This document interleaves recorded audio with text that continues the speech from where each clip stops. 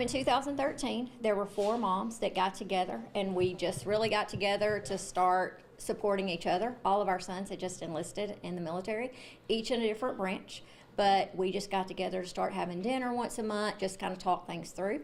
At that point, we started sending care packages to our guys, and then that grew into a care package mission.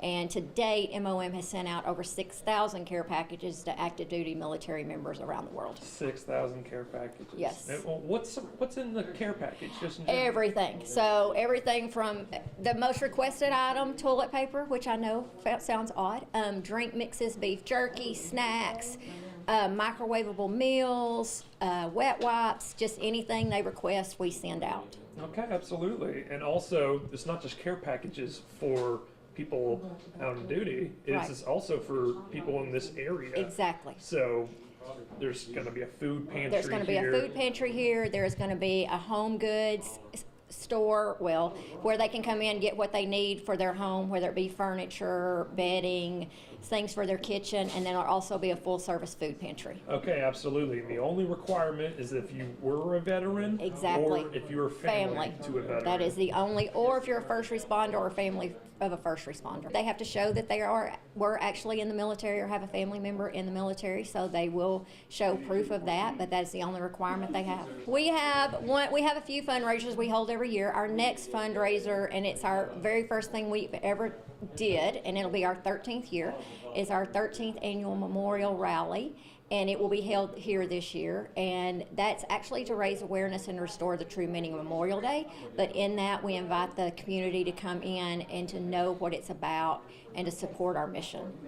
We also host a Liberty Ball every year in November, and that is actually the fundraiser that's made this possible. We held it for the first time last year, and all of that money raised goes to the Veteran Resource Center. Right, and as far as acquiring this building in particular, first of all, how long were talks in place, and what was the need? You're like, oh my God, like we need a place where people can go. To my knowledge, there's a distance factor. Yes. People don't know where to go living in this Mount Pleasant, this Morris County area. Yes. So we had discovered that there's about a 4-county radius that is completely underserved in veteran services. And these phone calls started coming to MOM about needs that were being met, that were not being met. And they were needs that were anything from housing help, food help, help with utilities, people living on limited resources that did just not have the money to take care of all their needs, but they had no place to go to get that help because there was not a central location.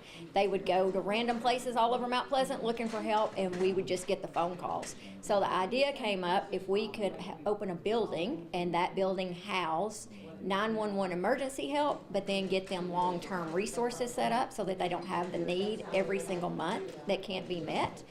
And drove by one day, saw this building, and God just kind of spoke and said, I think that's it. So we just worked through it. It took us about 3 months to acquire it, and we were able to close on it at the last of December. And so we've been working and getting it ready, and our official grand opening will be on May 8th. May 8th, absolutely. Just today is just informing everyone of today, what is happening. Exactly. And we wanted to have Representative Cole Hefner come in because we wanted him to kind of know what was going on. We kind of think the state needs to get behind supporting veterans in a better way, but for him to realize the needs that are actually there. So many times people say, why are you doing this? Because they don't realize the need. Unless you're in the veteran community, you don't understand the need that's out there. Did y'all have a goal to acquire, and as far as fundraising and whatnot, did y'all meet that goal? Obviously, I think we have not met that goal. Okay. We still have to pay for the building. We have a mortgage payment, but what we've done is we have over 25 office spaces here that are leased out.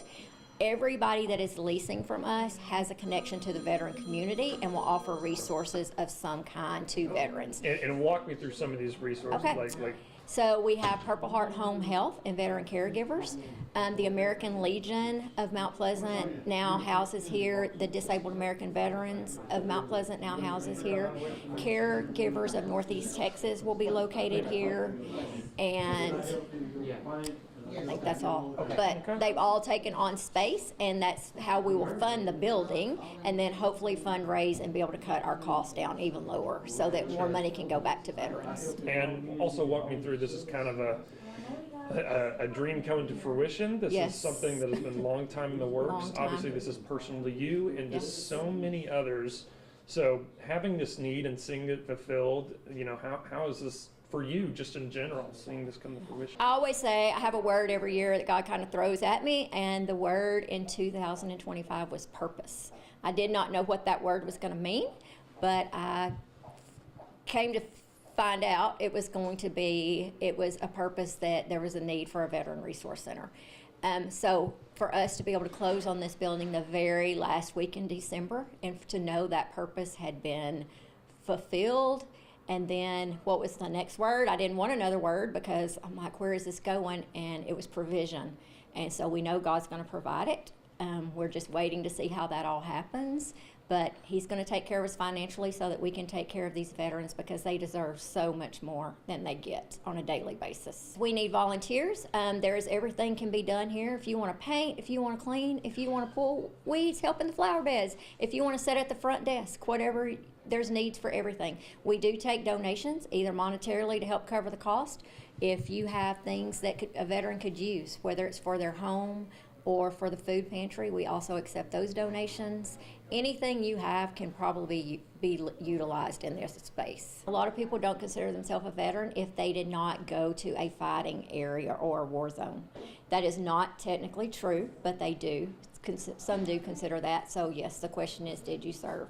And another big area that people need to know, and we are combating this daily, is that 22 veterans a day commit suicide in the United States of America.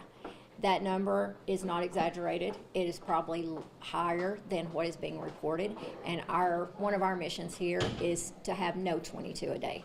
So we have started an initiative for that also. And what that means is whatever their need is. If it's a need, you just need to talk to somebody. If you want to have a cup of coffee, if you just want to come hang out, we are here for everything. It doesn't have to be a financial need that you're looking for. You may just need somebody to talk to, and we're here for that What's also. going to be y'all's hours when y'all open? We will be open 8 to 5. And Monday through Friday? Monday through Friday. And if it's an emergency situation, we can have somebody here at any time.